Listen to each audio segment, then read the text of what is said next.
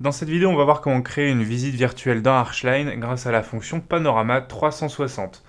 Donc on va aller dans l'onglet Affichage et ici on va aller cliquer sur le bouton Panorama 360.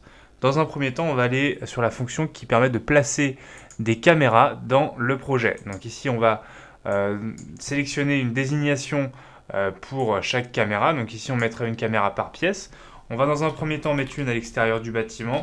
Donc on va appeler la caméra parking. Ensuite on peut donner une élévation à chaque caméra. Ici, on va garder la hauteur par défaut qui est de 1,30 m.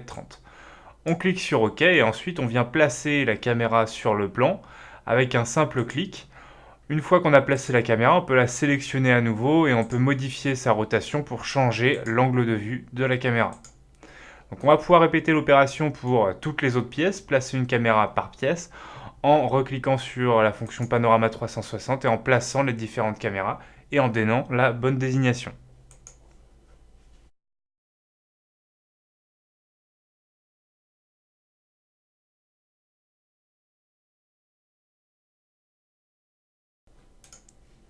Une fois qu'on a placé toutes les caméras, on va à nouveau cliquer sur le bouton Panorama 360 et cette fois on va aller placer des points intermédiaires entre chaque caméra.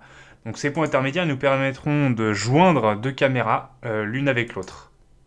Donc ici on va pouvoir donner l'élévation de ce point intermédiaire, on va garder l'élévation de base qui était de 1,30 m, on va cliquer sur OK. Et ici Archline nous demande de sélectionner deux caméras que l'on souhaite joindre l'une avec l'autre. Donc on va prendre la caméra qui se trouve sur le parking et on va créer un lien avec la caméra qui se trouve dans le hall d'entrée. Une fois qu'on a cliqué sur ces deux caméras, j'ai automatiquement un symbole qui s'affiche sur mon curseur. Ce symbole matérialise le lien entre les deux caméras, le point intermédiaire que je peux placer où je veux. Donc ici, je vais le placer au niveau de la porte d'entrée et je peux à nouveau placer son élévation. Je vais toujours garder 1,30 m.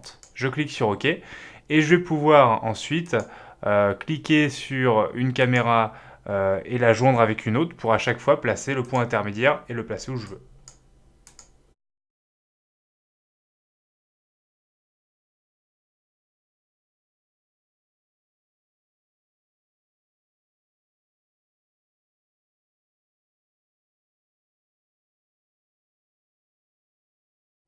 Une fois que j'ai placé tous mes points intermédiaires, je peux taper Entrée ou bien faire un clic droit.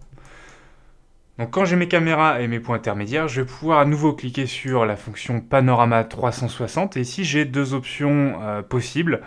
Soit je crée une visite virtuelle avec tous mes points et mes caméras en temps réel, c'est-à-dire qu'on va avoir une visite avec un rendu qui sera standard, ou alors je crée une visite virtuelle avec le render de Archline, auquel cas la création de la visite sera beaucoup plus longue. On va donc ici créer une visite virtuelle en temps réel. J'ai automatiquement un fichier HTML qui s'enregistre sous.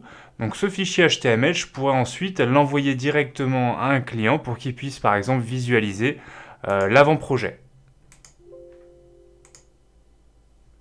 Donc une fois que le panorama est créé, je peux avoir une page web avec le lien HTML et ensuite je peux me balader à l'intérieur de chaque pièce en maintenant mon clic appuyé et je retrouve avec une flèche les différents liens, les différents points intermédiaires que j'ai créés entre chaque caméra. Donc ces points intermédiaires, ils peuvent me permettre de passer d'une pièce à l'autre dans le projet.